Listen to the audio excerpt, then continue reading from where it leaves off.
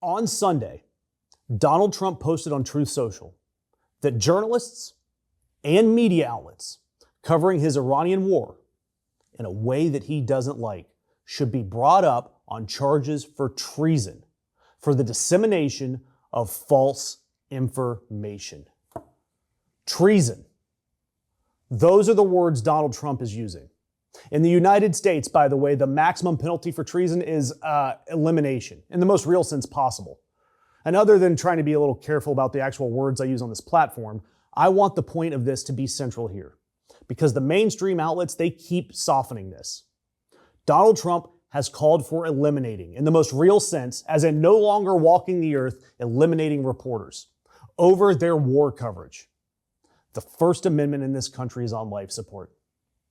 And I want to give you the context because we've covered this in a story earlier this week. And in case you missed it, I'll run through it super quick.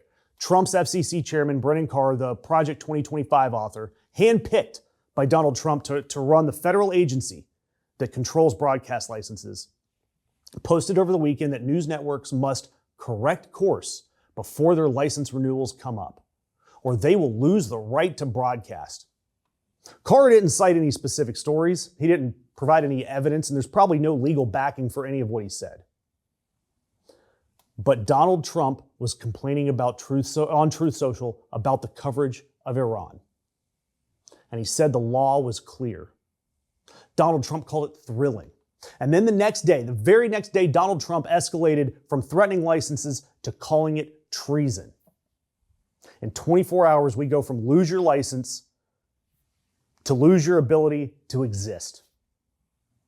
By the way, Donald Trump also claimed that Iran is working in close coordination with the fake news media to spread disinformation. Specifically, upset about an AI-generated fake video of the USS Abraham Lincoln on fire. A video that legitimate news organizations didn't even air, and he blamed them for it anyway. The media doesn't even show it, and Trump still got mad at him for it, and he's calling for their elimination.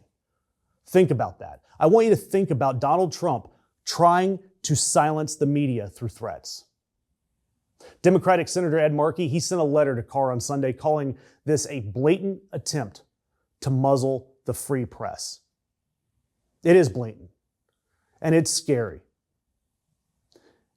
Markey noted that threatening licenses over this wartime coverage, it has the most severe chilling effect possible. Because the stakes are highest when the public most needs to know what's happening in the world. This is nothing more than the government controlling the press.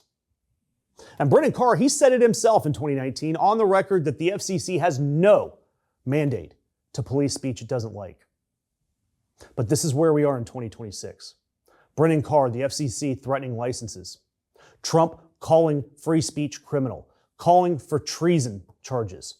Hegseth banning photographers from briefings. Then, what's the outcome?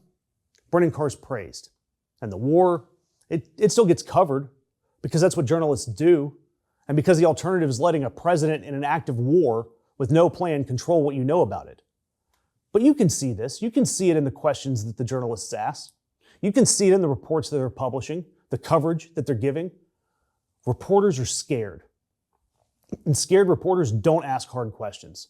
They don't keep after a president that avoids real answers. And reporters, when they don't ask hard questions during a war, people suffer without anyone knowing why. Look, this is how democracy ends, not with a single dramatic order shutting down a network, but with an FCC chairman threatening licenses for a story that turned out to be true. The president posting that the penalty should be the end of your existence. Hegseth banning cameras. And reporters learning slowly and quietly what they're allowed to say and what they're not. Wartime press suppression doesn't announce itself. It just accumulates. And we are watching it accumulate and accumulate and accumulate in real time.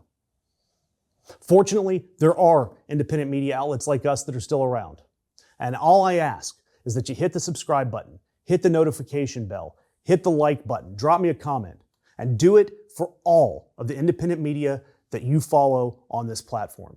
Any of it. helps, and it all helps to keep the story alive.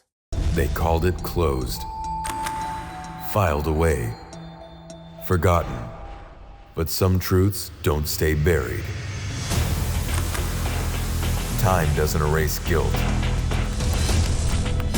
A reckoning is always just around the corner. A death in Arcadia. Justice has a long memory.